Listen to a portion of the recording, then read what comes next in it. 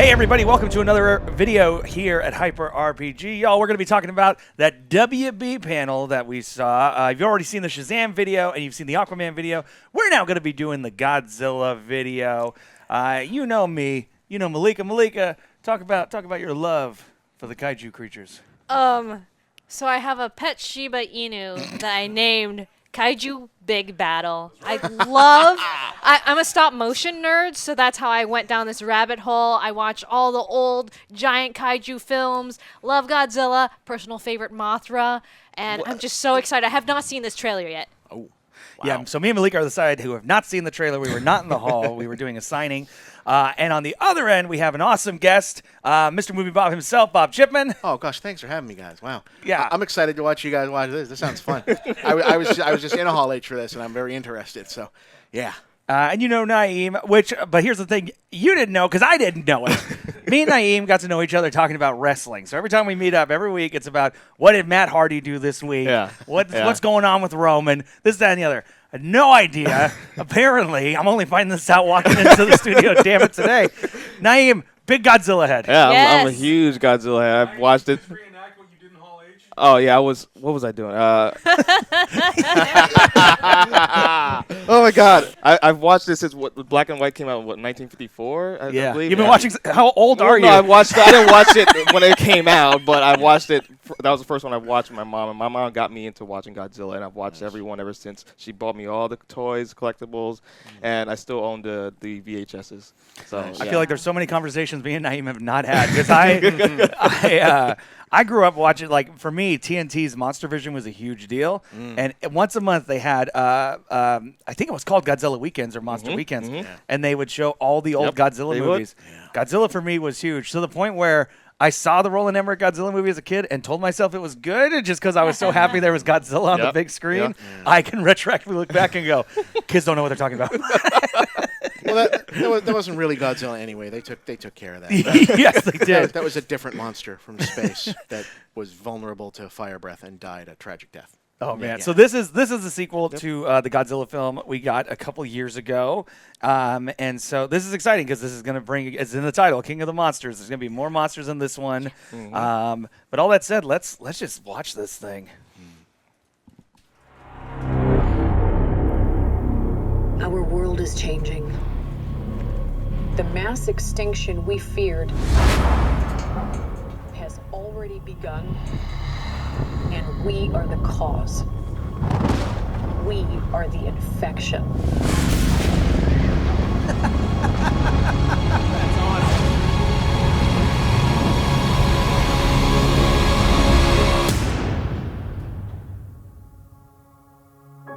But like all living organisms, the Earth unleashed a fever to fight this infection. Its original and rightful rulers, the Titans. For thousands of years, these creatures have remained in hiding around the world. And unless all the Titans are found, our planet will perish, and so will we. They are the only guarantee that life will carry on.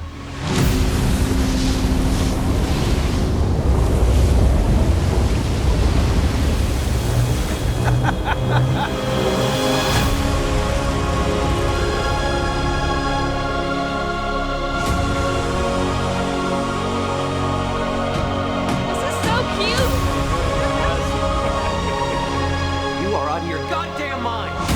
I am sorry, but this is the only way.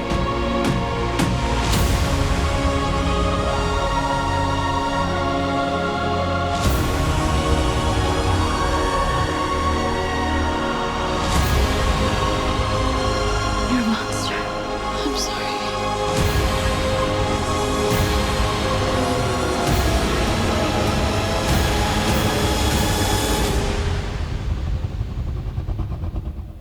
Long live the king.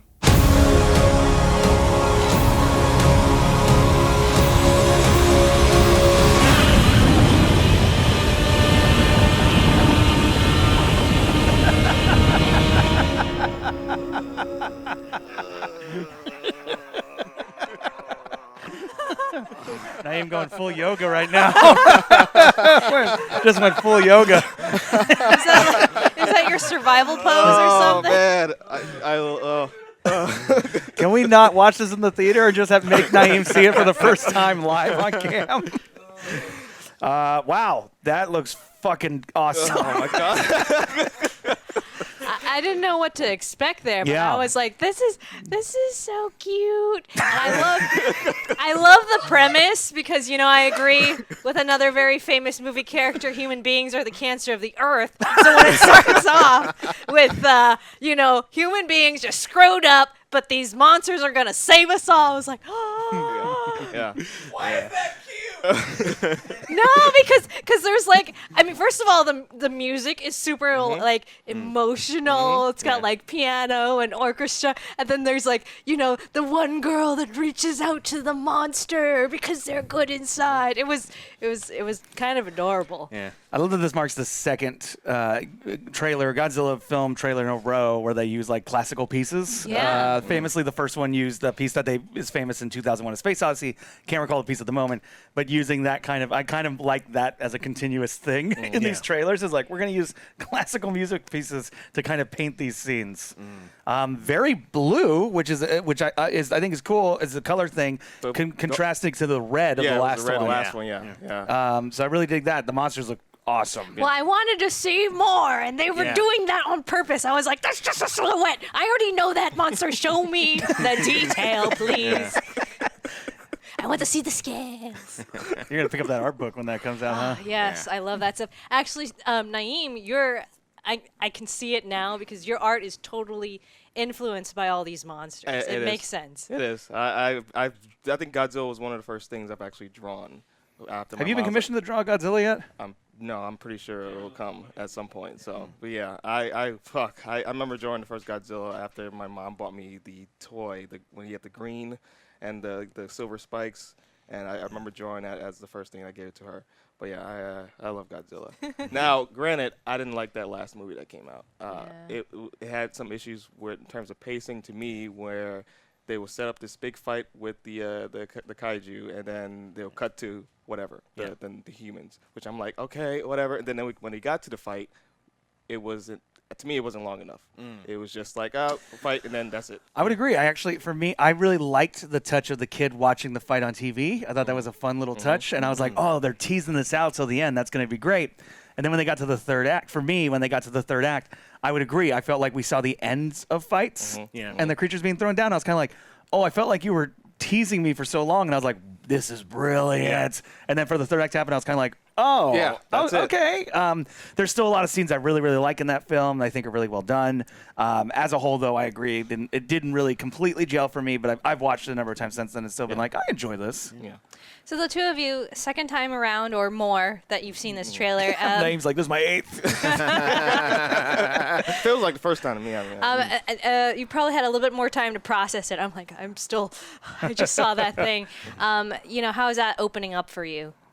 Well, you should go for it. I want to hear your thoughts on it. I'm feeling it so far. I was mixed on the previous Godzilla as well. I would, when it comes to Godzilla, I would prefer that they get right to the point. Like, I understand, the first Godzilla is, it's dramatic and it's a metaphor and it's all about nuclear war and whatnot, and they want to go back to that. Okay, right. All right. But they did, and that is good. And the first one is a genuine classic. It's a big, meaningful, artistic statement. Akira Kurosawa called it one of the 10 most important Japanese films ever made. Understood. They made 29 movies after that where they got right to the point. And it's a different thing, and that seemed to be, this more recent one was not a metaphor for anything. It's a build-up to fights, and it worked, but it's not like anything interesting was happening while they were building up. It's like, hey, here's some human people that we're going to spend some time with. We didn't care anything about that. I liked it because this is all tied into that King Kong Skull Island thing as well. And throughout that whole movie, John Goodman keeps going on. He keeps reminding us that he's here from Monarch. We're from Monarch. Monarch. We're from Monarch. Monarch? Monarch. And there's a teaser for this where they keep saying Monarch. And everyone's like, oh, Monarch. Oh, yeah, Monarch. Do you remember us? We were in that Godzilla movie. Oh, okay. Were you in the last 15 minutes of that Godzilla movie? No, we were not. Okay, no one remembers you were in that movie, dude. So, but this looks big. It looks huge. Yeah. they're really leaning into the idea of like the monsters like metaphors for climate and weather. So they're always like, they're coming down with the clouds, or they're so big that they're moving the air and water out of the way. So like everything's already destroyed before they even get here. Which in the older movies, limited by technology, they really only ever did that with Rodan, because his whole thing was that he'd beat the wings and everything would blow away, which was always cool.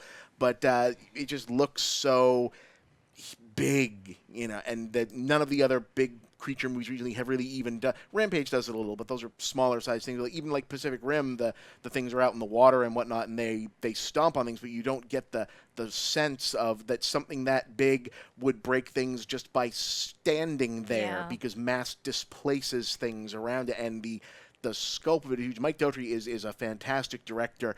Previously of very small horror projects. Yes. And so huge on, like, this comes right after, before in Hall H, but in showing here, we've seen James Wan doing this, what looks like the biggest in terms of cast and stuff going on superhero movie that we might have seen in Aquaman, and now this with these gigantic effects scenes, I'm bad at, like, number scales, but that might be the biggest Mothra that they've done before. She looks ginormous. That she may be. I know that they don't gender Mothra in the first movie, but from about the 70 movies on, Mothra tends to be gendered female. I'm not presuming for this one, but usually Mothra is often a she. So I feel comfortable saying she in this. Don't get mad at me, internet, but the last couple Mothras have been she, and she looks like the size of a continent in this, with the wingspan at least. Rodan, those are full-size planes, so these are massive animals. I guess they'd have to be, because their last Godzilla was like 400 feet tall. Yes. So, yeah. The question is, I'm wondering if they're going to get into some of the weirder stuff, like we've talked about the twins. Oh, Mothra's twin singers. I hope so. But I would be cool if they see it, but I don't know if they'll do that. Yeah, because before we start recording, we start talking about some of our favorite Godzilla movies, and I am, beyond the original, I am a fan of more of the stranger, more esoteric, odd Godzilla movies that they will hand to a director who it's like, this is the only Godzilla movie they made. Yeah, it was this one. And also with the stop motion, you get that weird type of movement, so it's all like anyways, and then you throw on like the sound effects, and it's like, yeah, I'm excited. I was excited for the last one too. Godzilla is one of those things where it's like, I feel like you can burn me so many times with Godzilla, and I'll keep going like, but the next one. They also mentioned in the panel that they will be bringing back the original themes of Godzilla. And Really? Which was well missing in the last one, but they'll bring them all back into this movie, which is freaking awesome. Yeah, that's exciting. Yeah. So yeah, guys, let us know what you thought if you watched this. And if you're a Godzilla fan, I want to hear in the comments, what are some of your favorite Godzilla movies? Was Monster Vision a thing for you? Or how did you discover Godzilla? And I want to see if we can get, before this movie comes out, I want Naeem to draw a Godzilla piece. yes. I could do that. Yeah. But I have a question for you before we Sure. go off. What did you guys think of the 2001 Godzilla? Just brief. 2001 Godzilla. Is that the one that Puff Daddy made a song for? No. I tried to forget The one it. that was in New York City, and it was they remodeled the whole one. He was skinny. Oh, the Roland Emmerich one. Yeah. Well, with Matthew. Yeah, that was the one that Puffy did the song. Oh, he Oh, did. Okay. nine- yeah, The Led Zeppelin remix thing. Yeah. Yeah. Forgettable. Well, that wasn't really Godzilla. Yeah, that Yeah. wasn't Godzilla. No. Fine. Okay, We just making forgot sure. it. Just making sure. They Okay. had to make sure they took their digs at Siskel and Ebert, because that's what people wanted to see in a Godzilla movie. But that they eventually turned that into like one of the best scenes in Final Wars, which if you haven't seen it, is like it's like the tribute album of Godzilla movies, and it's Ryuhei Kitamura, I think, directed that one, Yeah. and it's just it's completely nuts, but it's delightful. Yeah. All right, guys. Well, thank you so much. Again, let us know in the comments. And Bob, thank you so much for stopping thank by. you. Thank you. so much. Gosh. Make sure to follow Bob online. Make sure to go check out his videos. We're big fans of them, especially Really That Good. You're going to want to see that. Longer discussion pieces on fantastic films, or are they fantastic? That's what the series is completely about. Go through them, watch them. I know I've spent many a nights watching and rewatching. So, guys, thank you so much. And again, let us know what you think of this Godzilla trailer. And we'll be back with more coverage here at SDCC.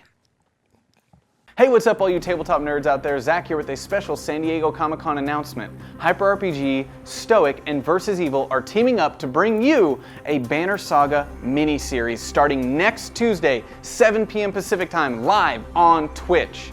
We've got the amazing Andre the Black Nerd, Shovel, Lasercorn, Trisha Hirschberger, and Steve Zaragoza as our cast, and the one and only Adam Coble as our GM for this wonderful adventure. This will be a 4-part mini-series coming to you every consecutive Tuesday from 7 to 10 p.m. Pacific time, and you're going to want to get in there and watch it live because you, as a viewer, get to become a part of their caravan, making decisions that will drastically affect the overall story. This is all to celebrate the final installment in the Banner Saga series, Banner Saga 3, coming out on July 26th on all platforms. What better way to celebrate the amazing world of Banner Saga than through a tabletop RPG? We are so excited to bring this to you all. Make sure to tune in live on Tuesday after Comic-Con and every following Tuesday for 4 weeks, but if you miss it, don't fret, it'll be going up on YouTube immediately after.